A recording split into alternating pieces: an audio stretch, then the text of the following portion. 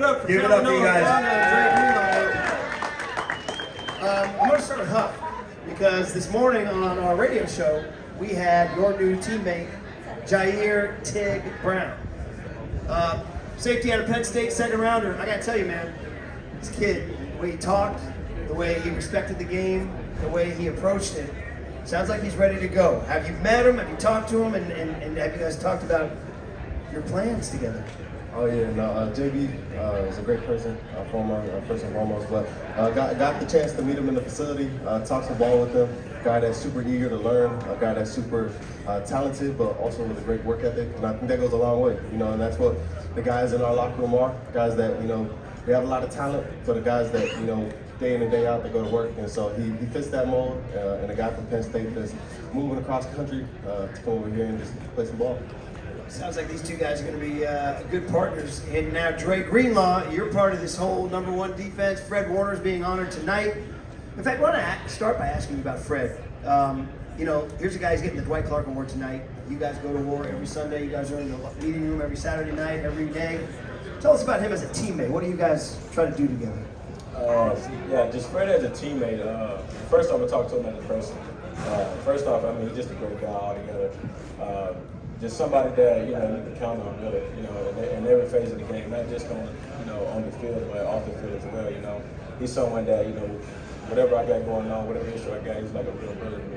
So it's nice to just have someone like that off the field that you can talk to, especially if you've been far away from home. More from Arkansas, just a little ways away. So just having somebody that I can really connect to and call a brother, man, is awesome experience. But that just kind of leads to just our relationship on the field as well.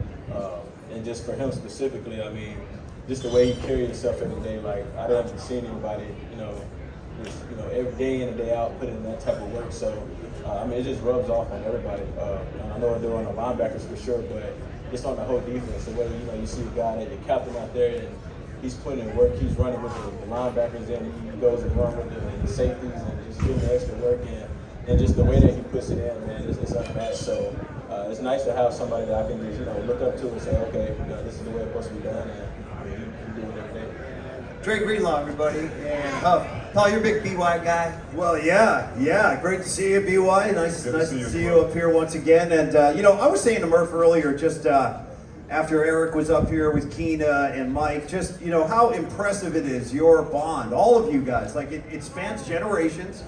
It's real. It's legit. The brotherhood you guys have, the friendship you guys have. BY, if you could just take us behind the curtain with your, relationship and memories in D.C., Dwight Clark, it'd probably be good to hear a little bit about that. Yeah, my first year was '94. That's when I first encountered Dwight and got a chance to meet him. But Dwight had this infectious smile. He had this bounce to his step, and he was just a good dude to be around. I wish I would have played with him, but I didn't. But knowing what he did and all the things that he did on the field around the team, the organization, just a pro's pro. But Dwight told me something one day as I was playing, in my second year, toward the end of his career with the Niners. He said, "BY," he said, "you're going to be a lifer here."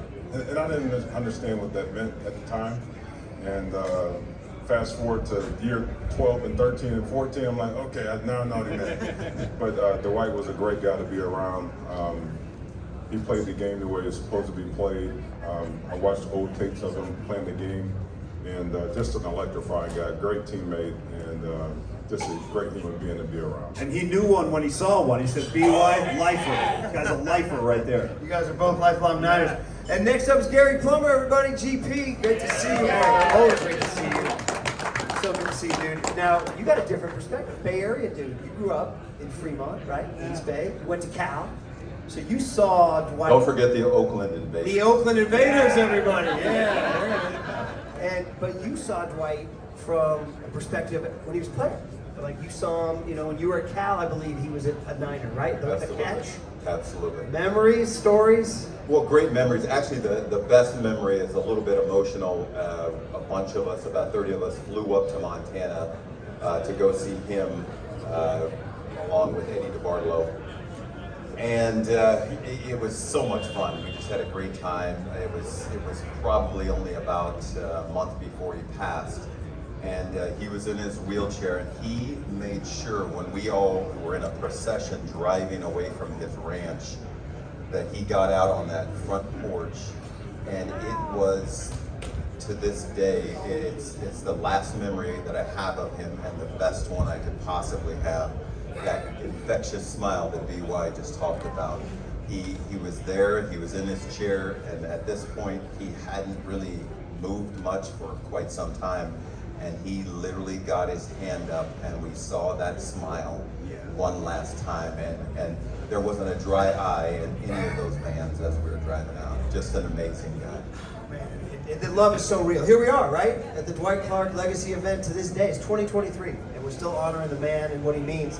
And that's why it's so important to have Huff and Dre here, the new generation. You guys are learning the stories. That uniform's important, that helmet's important. There's a lot of legacy there, right? A lot of Super Bowls. I want to ask BY and Gary Plummer, though, about these two guys. Yeah. You watching them play defense at a high level. BY, this safety here, this linebacker here, what are you seeing when you see this defense? Well, just two incredible talents that really understand the part they have in terms of just doing their role and doing it to the best of their ability. Dre plays the game the way it's supposed to be played, with great energy. He's physical, he's tough, and you can't hold this guy back. And I had a chance to talk to Huff last year at an event, and really it was my first time meeting him. And one of the things I asked him, I said, how you doing? How was your first year? And he broke it down to a T. Like, I'm seeing it this way. I'm not diagnosing it as fast as I want to, but I addressed some of those things that were issues, and hopefully this year I'm gonna take that next step. And boy, did he take a next step. And so it was just fun to see. BY, first team All-Pro. First team All-Pro. That's a good step, yeah. And it was just great to see how he identified those things. He addressed them in the all season, and he put the work in. But these are two dynamic guys that I love watching. They're great teammates. They're great for the 49 organization. They played an unbelievable defense at such a high level. Gary, here's a linebacker here. Can you share us a little linebacker to linebacker chat? Well, I was just trying to let him know that a guy named Fred Warner that he's pretty close with lives grew up about 10 miles from where I'm at. And it's about 3 miles from a huge 49er bar and grill down there in Pacific Beach. And I never got to experience any of this, where the adulation and everything.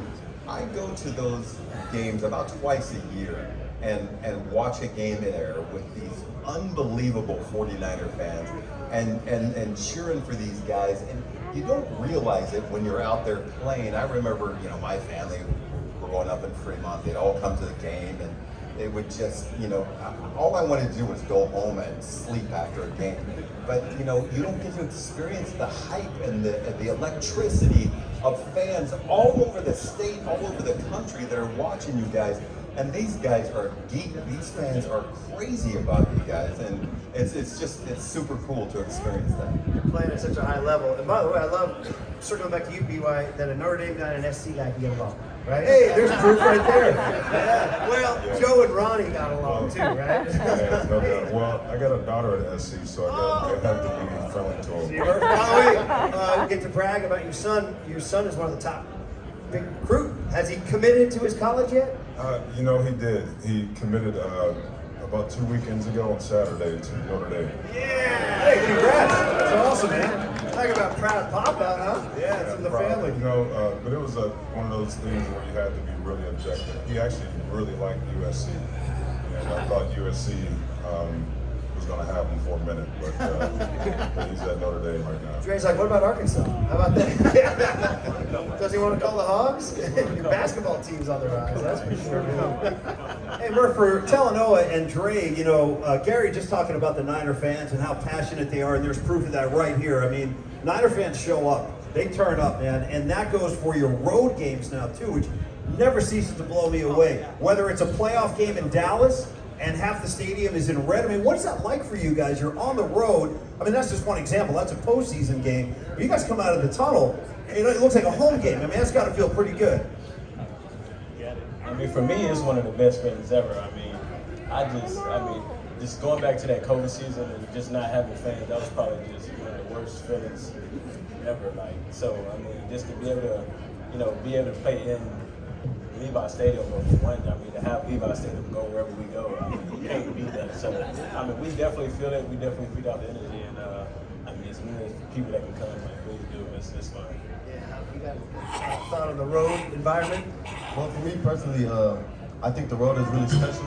I kind of, when I look at the fan base, for me personally, there's a big Tongan community. And so for me, at each road game, I get to see a bunch of Tongan flags.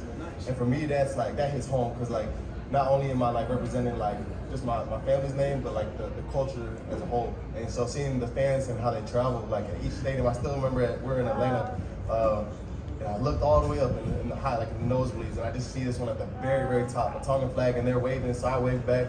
And to me, that's what's so meaningful about these games, and the fans, they're deep and they're true to the roots. It's incredible what sports does to bring people together, right? It brings everybody together, it brings you guys together, it brings BY, Plummer, Talanoa Hufanga, and Dre Greenlaw. We'll let you guys go now. BY, you gotta stay.